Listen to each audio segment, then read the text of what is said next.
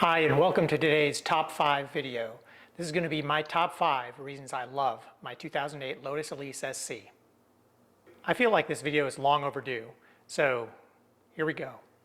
I've also got some Japanese whiskey here in honor of the Toyota ZZ engine in this car.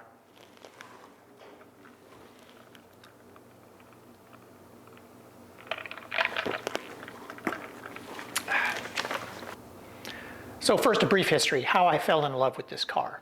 So back in the mid-90s, I was subscribed to AutoWeek, if you can believe it, an actual print magazine. And there was an article about the Lotus Elise when it was being developed and released in the UK and Europe, with plans for the US release several years down the road. I was just completely taken in by the looks and the specs on this car, and the price they were quoting for sale in the UK and Europe was very reasonable. It translated into roughly $20,000 to $30,000 US, so I thought, when this car comes to our shores, I'm definitely going to get one.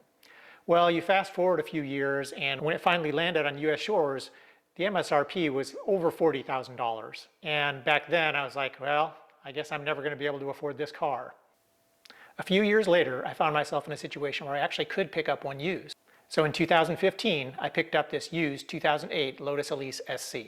So let's get to my top 5. Number 5, the Lotus Elise is a true exotic car in both design as well as manufacture. Lotus actually invented new manufacturing techniques to build this car, and that is just astounding. And for the last 25 years, the Lotus Elise has been the performance benchmark against which all new sports cars have been measured. Number 4, it's got a supercharger, not a turbocharger. I don't understand why more cars don't go the supercharger route, but I love having that power on demand all the time.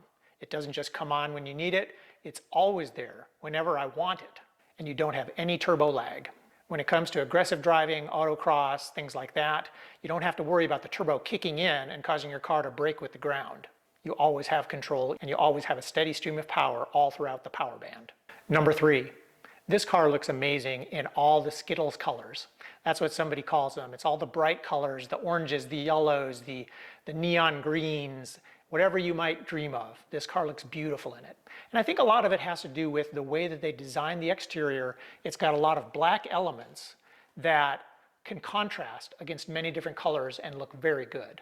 Orange is my favorite color, so when I found out that I could actually get one of these cars, I said, it's gotta be orange. And luckily I was able to find this chrome orange example up near Chicago. By comparison, I also love the Alfa Romeo 4C, but it doesn't come in a lot of Skittles colors. And I've looked at pictures, actually there was someone who wrapped it in orange similar to this. It doesn't look nearly as good.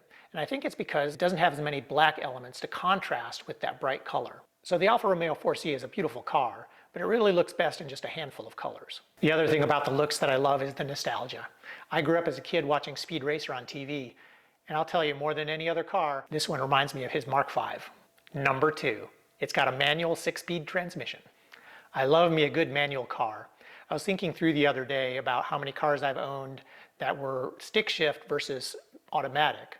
Almost every car I've ever owned has been a stick shift.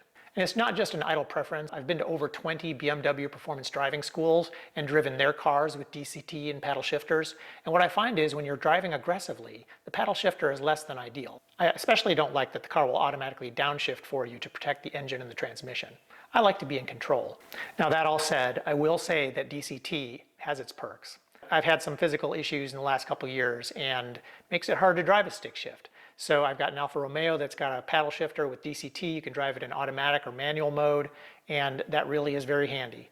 Check out my other video, the top 5 things I love about my Alfa Romeo 4C as a Lotus Elise owner.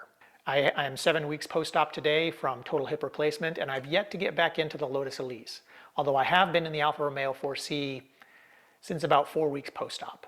I'm looking to get back into the Lotus Elise here probably in the next week or so. Number 1, simplify, then add lightness.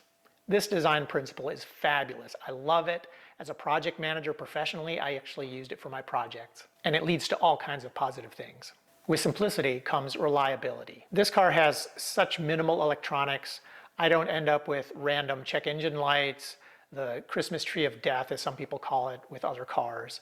I've had those issues quite a few times on my Alfa Romeo 4C, and it's frustrating because they've built all these sensors into the car trying to protect you from harming the car, but then you have false ones. What I've heard is that a lot of the check engine lights and things that you see on the Alfa Romeo 4C are merely due to battery power fluctuations. So that's what I'm suffering with right now on my Alfa Romeo 4C. None of that in the Lotus Elise. I've owned this Lotus Elise now for about 8 years, hardly a problem with it at all. The other thing I love about the simplicity of this car is that there are no distractions. You're really there to drive, and that's about the only thing you need to do. There aren't a lot of distracting nanny noises, turn signals, fasten your seatbelt beeps. Those things are there, but they're very subdued. Nothing obnoxious, unlike a lot of other cars.